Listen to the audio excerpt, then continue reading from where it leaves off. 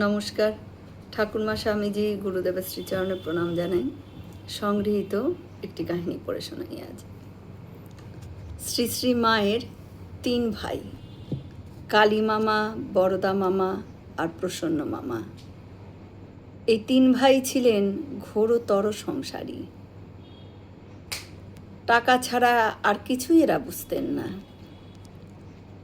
শ্রীমা কখনো কখনো বলতেন, বাবা, ওরা কেবল টাকা টাকা করেই গেল, কেবল ধন দাও ধন দাও, ভুলেও কখনো জ্ঞান ভক্তি চাইল না। যা চাচ্ছিস তবে তাই নে। গিরিশচন্দ্র ঘোষ মামাদের কাণ্ড কারখানা দেখে মন্তব্য করেছিলেন, তারা আগের জন্মে মাথা কাটা তপস্যা করেছিলেন, তাই বর্তমান জন্মে স্বয়ং জগদম্বাকে ভগিনী রূপে লাভ করেছিল।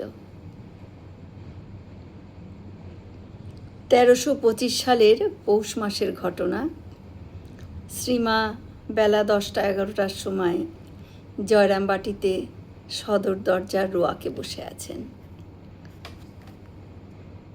খামারের পথের দিকে কালী মামা এমনভাবে বেড়া দিয়েছেন, যার ফলে বরদা মামার ধানের বস্তা আনতে খুব অসুবিধা হচ্ছিল। এই নিয়ে 2 মামার মধ্যেই প্রথমে বচসা শুরু, তারপরে শুরু হলো হাতাহাতি। এদের দুজনকেই কোলে পিঠে মানুষ করেছেন মা। হাতাহাতির উপক্রম হতেই তিনি আর স্থির থাকতে পারলেন না। তাদের কাছে নিয়ে গিয়ে কখনো একজনকে বলছেন তোর অন্যায়, আবার কখনো অন্যজনকে টেনে ধরে বলছেন তোর অন্যায়। এই সময় সাধুরা চলে আসায় দুজনেরই আর হাতাহাতি হলো না। 2 ভাই তর্জন গর্জন করতে করতে যে যার ঘরে ঢুকে পড়ল। শ্রীমা সক্রোধে বারান্দার ওপর পা ঝুলিয়ে বসলেন, কিন্তু মুহূর্তের মধ্যেই রাগ যেন কোথায় মিলিয়ে গেল। হঠাৎ হাসতে হাসতে বললেন,